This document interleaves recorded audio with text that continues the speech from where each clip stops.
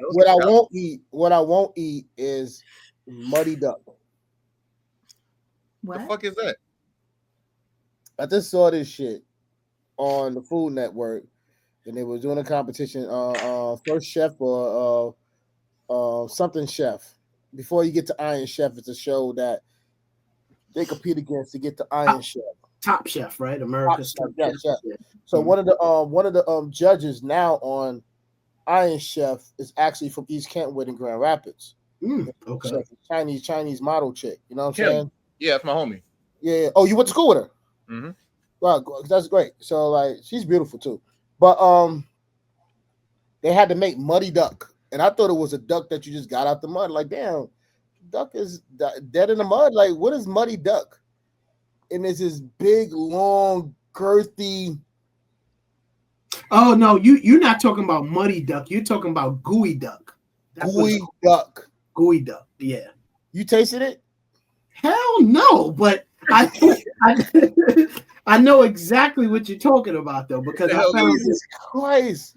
found it fascinating how they harvest them, and these things literally bury themselves down into the sand, and how they breathe and eat is through this long siphon. What the fuck are we? I'm sorry, my bad. I just Googled it. Yeah. No. Yeah. It's a no. It's a hard no. Yeah, it's a type of a clam. That's what it is. Except a muddy duck. No, it's called gooey duck. Gooey duck. Yeah. And if I'm saying it. Oh no. Yeah. Wait, whoa. I'm sorry. Oh no, what? No, man, nah. Man, nah, dog. Why would you?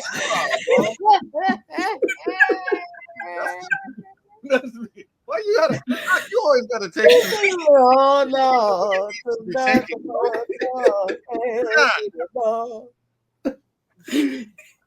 Yeah, it's horrible. It's horrible looking. The thing is, like we're the first person who got the gooey duck. That's what I want to know about. I can tell you how that stuff happens out of necessity, right? So you go back thousands of years, and you realize that people they lived on this subsistence lifestyle, right? And they were hunters and gatherers, so they ate what they could eat when they could eat it. So if you come across this thing, plus, not to mention, societal norms now have us conditioned in a way that has us look at everything sort of in this sexual context, right? But if you go thousands of years ago, nobody was saying, yo, that shit looked like a schlong. You know what I mean? Like, it was like, oh, well, this is edible, and it's plentiful, and it's easy to harvest, and it's easy to find at low tide. Let's go dig that shit up, and we got food. I can tell you that's exactly how it went thousands of years ago when they stumbled upon it. Look how Munchie's looking. My son. That's exactly how I feel. Jesus Christ, man. It is all the necessity. That's why like our ancestors were eating like chitlins and like hog maws and all that. But the thing is, like, today we need to get past certain things. The gooey duck thing, like, that clearly is a scar of oppression that they flipped into being like a delicacy. But like, ain't no way. Like, I don't know that I could be paid enough money to even taste that, let alone like, all right, let me ask y'all this. For $100 grand. Oh my God.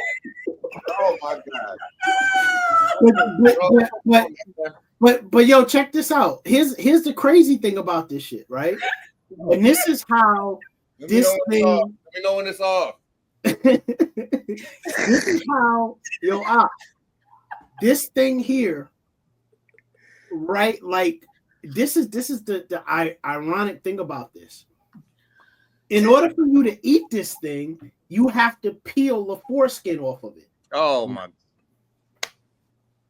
So there's a thin layer of skin over it that protects the actual siphon. Because this thing, listen, we know what it looks like, but really, what this is the part of the thing that is in the sand, and this is how this thing eats and how it captures food, and it actually goes through the bathroom through this. This is the siphon. So when it's buried in the sand, right, it takes water in, it absorbs nutrients from the water, and then it processes it somewhere in its anatomy, and then it releases out. So this siphon is the mouth and the ass of this thing right here. If somebody ate that shit, they eat the shit as a delicacy, bro. What the fuck, bro? Yeah. So for $100,000, oh my god, can we? Okay, I'm off. For $100,000, you have to eat the whole thing in one sitting, tax free. You doing it? You able to get through it without vomiting? And if you throw up, I have a thing about vomiting things up that I don't like, that make me want to throw up too. I would probably throw up again after I threw up the thing, because I threw up the thing. Like, I don't think I would be able to do that. It's called Gooey Duck, bro. You don't have to say it's a thing, man. You know, it has an actual. I'm gonna tell you right now. I'll take the challenge for 100,000 tax free. I eat it. I eat it, and I wouldn't have no hangups about it. If all my life I could eat fucking Entenmann's and all this processed food and not have any hangups about it, I could get past what that shit looks like, and I could eat it for 100 racks tax free. I had no problems doing it. Hold on, how are you eating it? Are we eating it just like as it is? Nah. I'm not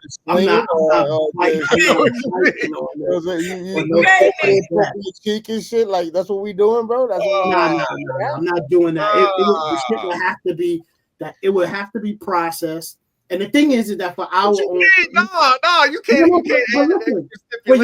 For your own safety, this would need to be processed. So I've seen documentaries on this, and like I said, because this siphon is the mouth and the ass of this thing, essentially, when it goes to these processing plants, they have a big process with this. They deshell it, they pull the foreskin off, and then they thoroughly clean it, and then it's chopped up into pieces. So yeah, I wouldn't have no problems at all. I do it. I'm not going to be biting it, but I'm not biting it. Pause. I'm not biting it because I'm thinking about my own safety. I don't want no fucking salmonella or E. coli or anything like that. You know what I mean? Yeah, that's 100 racks. Tax free. Yeah. 100 racks, I go for it. If like you said, if it's processed. But if you talk about just like, chucking it in your throat, you know what I'm saying? Nah, I can't, man. No, I'm not deep throating no gooey duck. You know what I mean? Definitely not doing that. But if it was cleaned and processed right, yeah, I do it. That's crazy though. Yeah, gooey duck. Or I do you even better. If they give the joint to me and let me, I'll go ahead and clean it and process it the best way I can on camera. But I say straight up, no, I'm not eating that shit like that. That thing is nasty. It's disgusting. I used to watch Fear Factor, and I used to watch people eat, like, for some reason, I just had to see it. They would eat like deer balls or ostrich dicks and shit like that. You know what I mean? And I remember one guy, he couldn't wait to eat a deer penis. Like, he was licking his lips, like, I always wanted to have a deer penis in my mouth. Like, what are you talking about, man? And he lost. It might be something that he's eating growing up too. You know what I mean? And he lost. So he couldn't finish it. I mean, no, he finished it, but he lost the competition. Like, at least win the money if you're gonna, like, you know what I'm saying? You don't want to go home and everybody gotta go, this motherfucker ate deer dick. You know what I'm saying? Deer dick. But deer dick. But here's the thing though, right? Like, people grow up eating this stuff. You know what I mean? We look at it and we find it odd and weird, but some people, this is what they eat. It's extremely normal, and it's like eating that type of stuff is very similar to us having a chicken leg or something like that. You know what I mean? So you said that you would have done the goose situation. What's it called? Gooey duck, bro. Gooey duck. Yeah. You would have done the gooey duck. If somebody challenged you to eat like nice sized roaches, like the water bug sort of roaches, for $5,000 a roach, how many roaches y'all eat? Raw roaches, but they did whatever process that Fear Factor did so that you can eat it and you're not gonna die and be able to sue. Oh, I eat them absolutely. Would you eat them, but I'll throw it up. I would absolutely eat them. I would have it long as they could tell me that they're cleaned and processed, and they give me 10 of them shits and they say 5 racks a piece. Yeah, I'll do it. Oh my God. Yeah, I'll do it. I don't know if I could. B, what you doing? If it looked like a roach, I definitely can't do it. The gooey duck is completely different because they could prepare it in a way that it doesn't look like. You're right. That's true. It is. But if it looks like one, oh no. Hey, have y'all ever watched probably the first dude to do this, which I absolutely love the show, fascinated with him. I probably watch every episode, No Reservations, with the late Anthony Bourdain. Do y'all remember that?